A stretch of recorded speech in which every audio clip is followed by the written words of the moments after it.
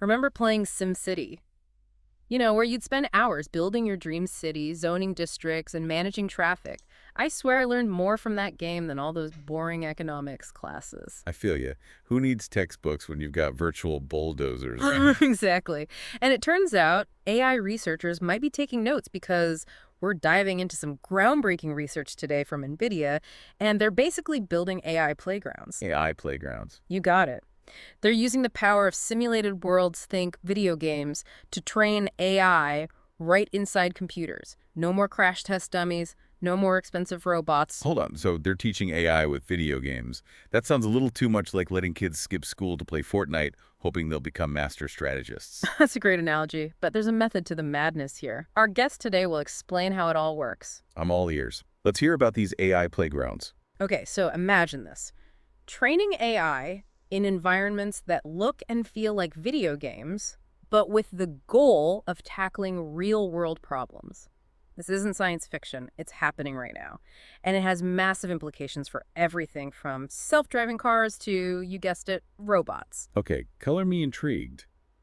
But how do you even begin to teach AI using something like a video game? Where do you even start? Well, they're not just dropping some code into Grand Theft Auto and letting the AI loose on the virtual streets, although that would be fun to watch. Right. Chaos in the virtual city. Total chaos. But in all seriousness, it's actually way more fascinating than that. They start with simple shapes, kind of like digital building blocks you might find in a game like Minecraft. Okay, so they're building virtual worlds from scratch. Exactly. But here's where it gets really wild. Using some seriously impressive technology, they transform those basic shapes into incredibly detailed and realistic environments. Imagine taking those Minecraft blocks and layering on detail until you can't tell the difference between the simulation and a photograph. Wow, that's insane.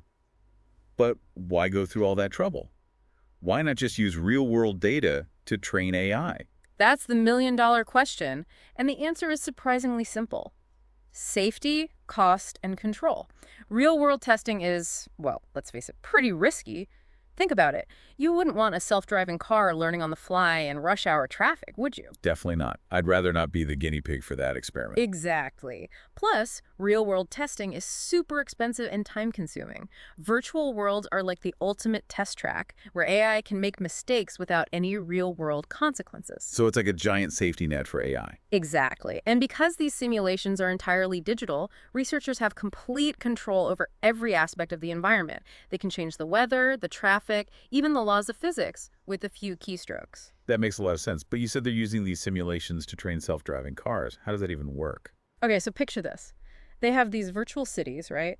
With buildings, roads, traffic lights, the whole shebang.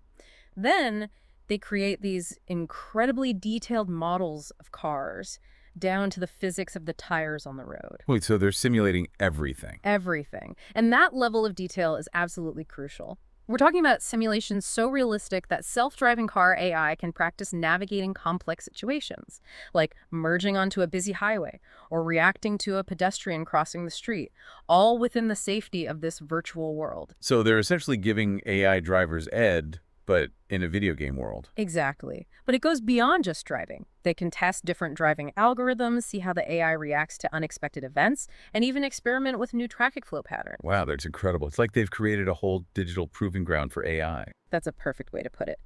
And the best part is, this technology isn't just for self-driving cars. It's already being used to develop more sophisticated robots, ones that can actually function in our world, like, navigating obstacles, grasping objects, even performing delicate tasks. It's mind-blowing. So from virtual cities to robots that can make us coffee, the future is looking pretty high-tech. You got it. And speaking of high-tech, this is where things get even more mind-blowing. Remember how we talked about those super realistic virtual worlds? Well, they're incredibly detailed and require massive amounts of computing power. Imagine trying to fit an elephant into a Mini Cooper. It's like trying to cram all the information in the Library of Congress onto one of those tiny little floppy disks, the ones from back in the day. Yeah, I remember those. They held like, what, a megabyte? Good luck fitting a virtual city on that. Exactly. So how do they even manage to run these massive simulations? Well, Nvidia figured out a pretty ingenious solution. They figured out how to spread out these massive virtual worlds across multiple graphics cards, kind of like turning a bunch of high-powered computers into one giant mega brain. So instead of one computer trying to handle everything at once, they've got multiple computers working together, each one tackling a different part of the simulation. Precisely. Like a well-coordinated team, each computer focuses on its own specialized task, making the whole system much more powerful. And the results, well, they're visually stunning, to say the least.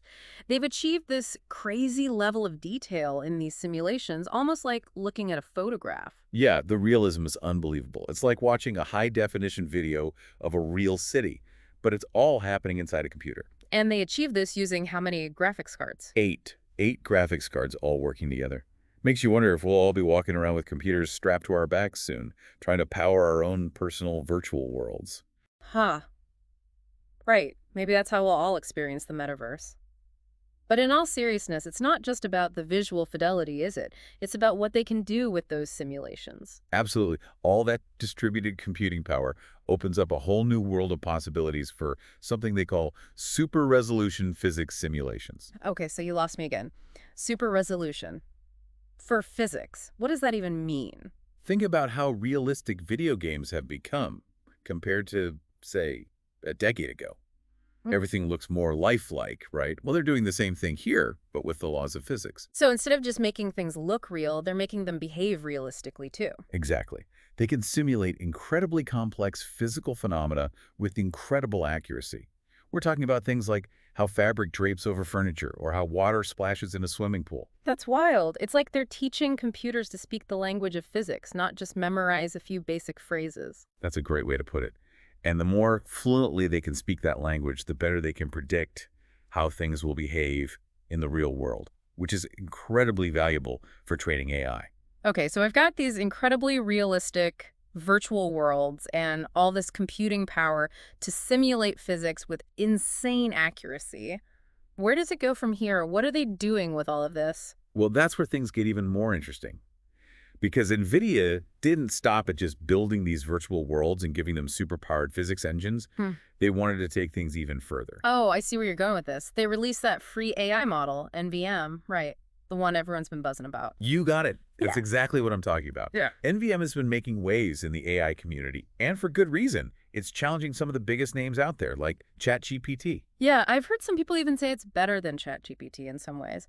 But what makes it so special? What can it do that has everyone so excited? What's so groundbreaking about NVM? It's the eyes. It can see, NVM can actually understand images. It's not just crunching numbers and text like most of these AI models. So it's not just a chatbot, it's actually processing visual information along with text. Exactly. You could, for instance, show NVM a meme, one of those internet jokes with the image and the caption. You could ask it to explain the joke, and it would get it. Or show it a photo, any photo, really, and it could describe what's going on in detail. That's amazing. Most AI struggles with visual humor and context. This feels like a huge step forward. It really is. It shows how AI is starting to grasp things we thought were exclusive to us humans. Things like humor and nuance within images. Makes you wonder if AI will be writing the memes someday instead of just trying to understand them. But seriously, it's incredible how this technology is evolving. And here's the kicker. NVM isn't the only one. There are other free AI models out there right now that are doing similar things. That's the really exciting part, don't you think? This tech is becoming accessible to everyone. It's like giving everyone a superpower, though, right? It's both exciting and a bit daunting.